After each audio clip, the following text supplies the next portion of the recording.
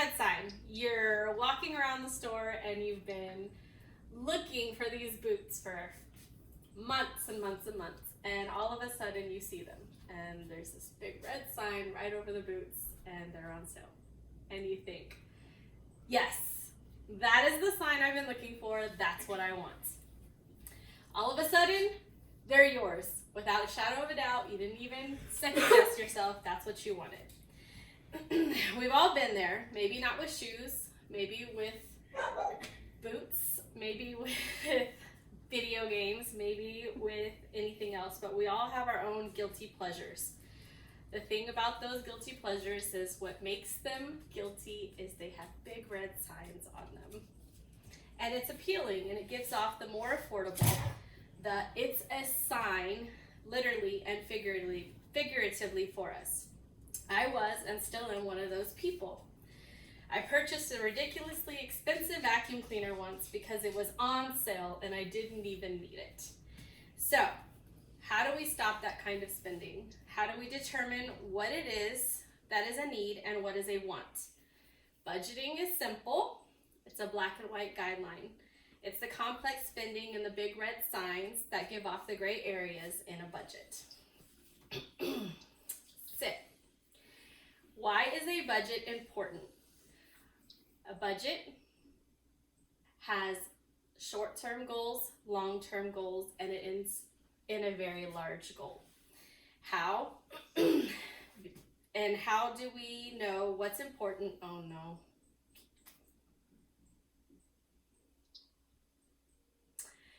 On mymoneycoach.com, an online financial site, one of the first topics that is discussed is prioritizing your budget. Everyone's budget is different.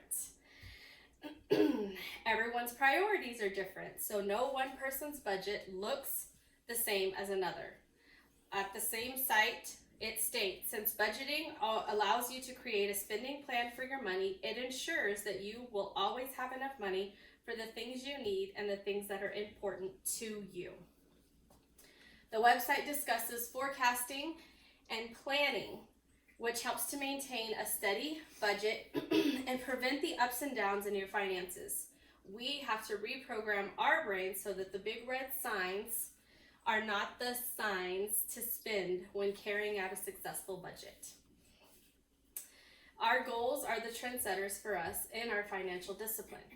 Discipline is the key when maintaining a budget, whether it be a personal budget or a business budget. On BeTheBudget.com, it says the best part is that budgeting is a self-reinforcing process. You see, the more results you see from budgeting, the more you will want to stick with it. And the longer you stick with it,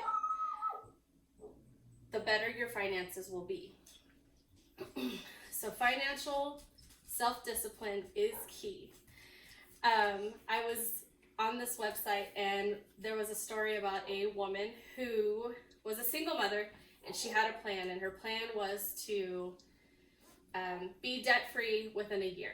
And she was very, very disciplined with it, and one day she overslept. And because she overslept, they were late getting the kids to school. And on her way to work, she had a nail in the tire.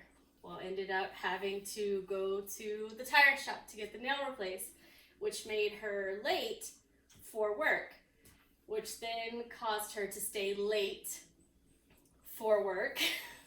And she ended up picking her kids up late from daycare, which she was charged a $20 fine for that late pickup.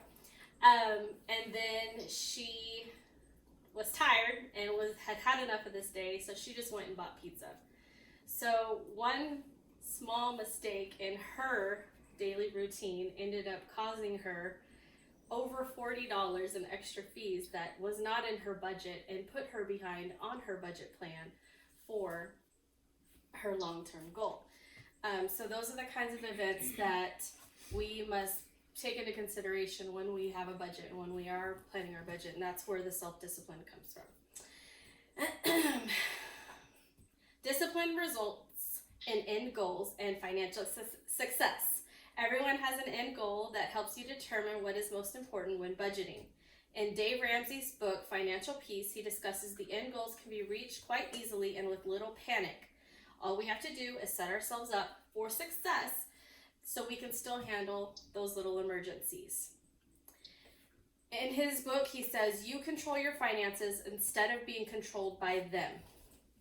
He says too often we hold ourselves back because we don't have an end result in mind, or we do, but it's unobtainable. We should set goals and make them reachable.